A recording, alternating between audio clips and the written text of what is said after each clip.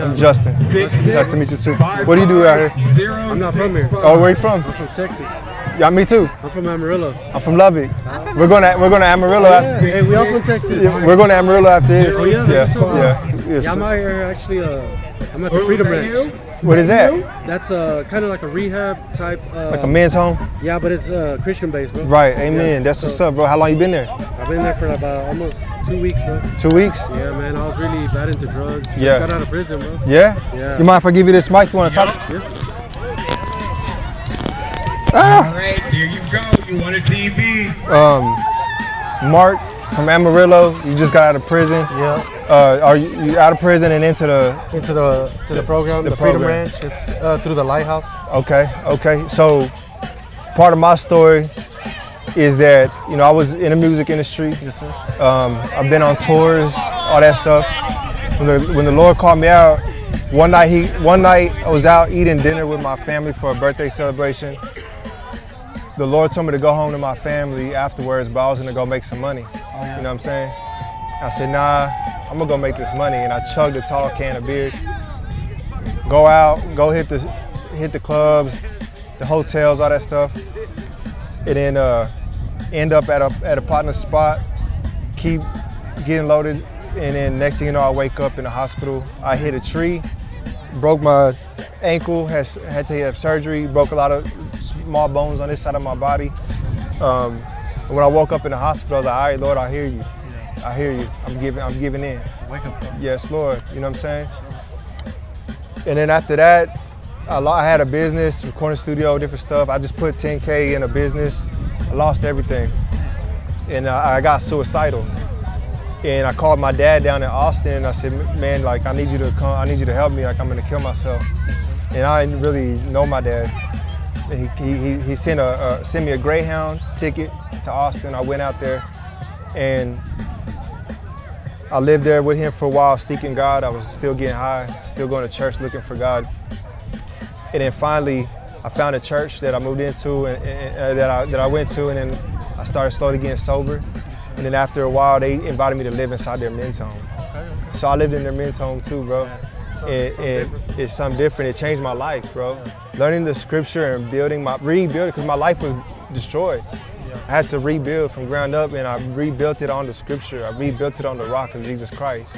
So I'm telling you, bro, from experience, where you're at right now, it's like Picasso looking at a blank canvas, bro. He's about to draw something beautiful and amazing if you let him. Yeah.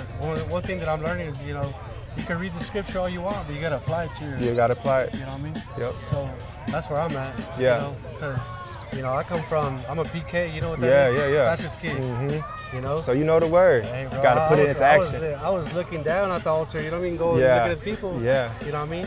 Play instruments? Yeah, I actually play the bass and the drums, bro. Yeah. So, you know, I've seen the good and bad, you know, I've seen both sides. Yeah. But now, like, I'm on my own journey. Yeah. Trying to find God, you know. Amen. Yeah.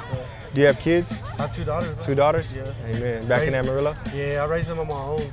Wow. Know? Yeah, it's been tough. Yeah. But I've seen whenever, you know, when I walk with Christ, and, you know, it's like our pastor said, you know, a bunch of us, you know, we turn on the light when we need them, and when we don't, we turn it off. Right back up, yeah. But, you know, right now I'm just like, I'm gonna leave it on for good, you know? Yes, amen, bro. You know, yeah, how old are you? I'm 34. Bro. 34? Yeah. I was 31 when I went, excuse me. I was 31 when I went to the men's group. And so I'm 36 now, right? So we're the same age, you know? Hey, we don't age, bro. Nah. Man, bro, stick with it. Find a place to plug in, serve, do what I'm doing because it keeps you in check. You know what I'm saying? And don't get me wrong, I'm a sinner, bro. I still fail. I still have my things that I gotta keep giving to God every day. And there's still things that God's convicting me of. Okay, now this. Okay, now that. And it's not never ending, you know, journey.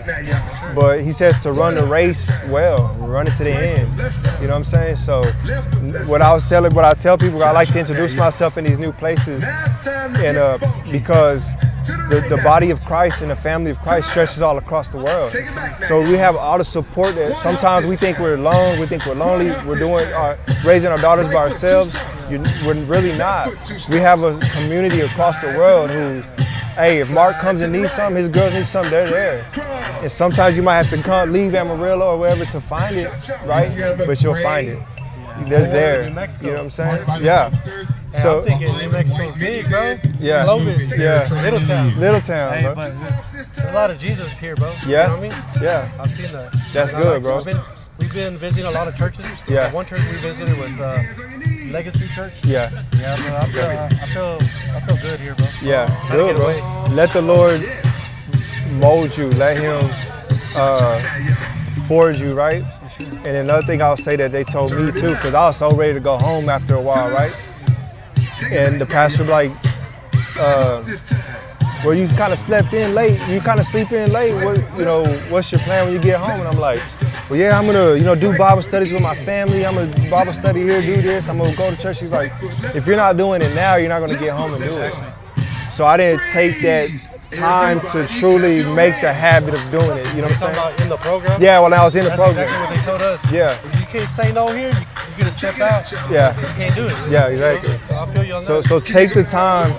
Don't get ahead of yourself, right? And then another thing that I was telling, the Lord put a turtle in a vision for me today. Move slow, move strategic, let it play out. Because you're gonna get to 4, 5, 6. How long is the program? A year? No, brother, it's 6 months. 6 months? And you've been in how long? 2 weeks. 2 weeks? You're gonna get 4 weeks, 6 weeks in, and I'm good. I want to go. Go the whole. For me, it was like, man, I need to get home to my daughter. I need to be a father. You will be giving them a bigger, better gift of a father if you stay the whole course, every last day, and trust God in every day that you're here, that He's got them over there. You see what I'm saying? And I still got to do that to this day. My daughter don't live with us. And I just want her so bad, but I got like, man, when she's not here, God got her. God is her father, not me. I'm just here to facilitate it. You know what I'm saying? One thing they kept telling us was, in order for our family or for our spouses, to get close, it's us first. Yeah, amen. We're leaders, bro. God made us men. By default, we're leaders. Either you're leading down or up. You know what I'm saying? You're leading someone astray or you're leading them the right way by default. So yeah, that's what we got to do, bro. Mark, I appreciate you, dog. God bless you. God pray.